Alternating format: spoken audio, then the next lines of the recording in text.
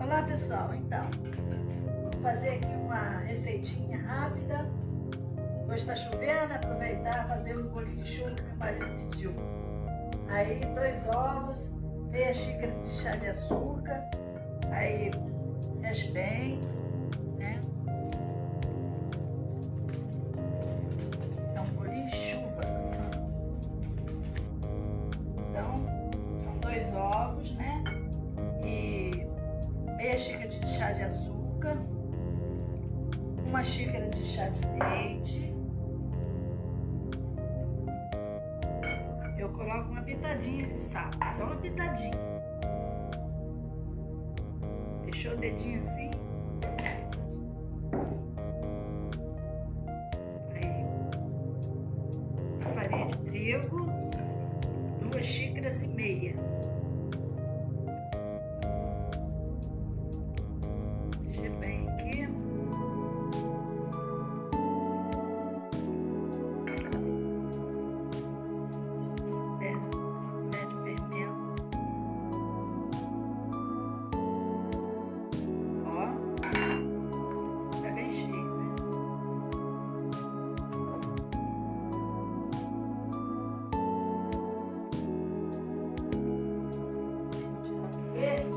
Vou pegar uma pasta.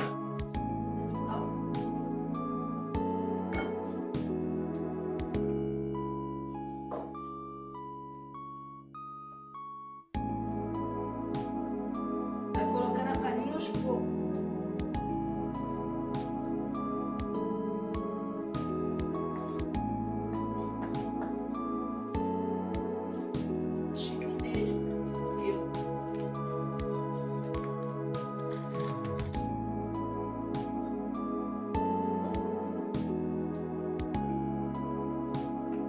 Terminar aqui de mexer.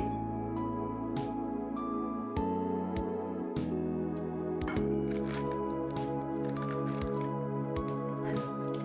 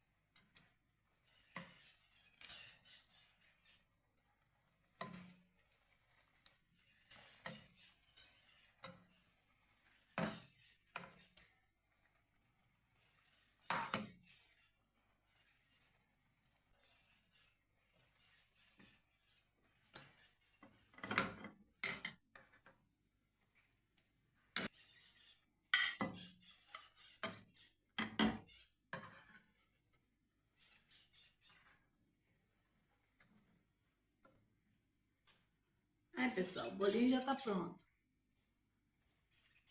Depois é só passar na canela com açúcar.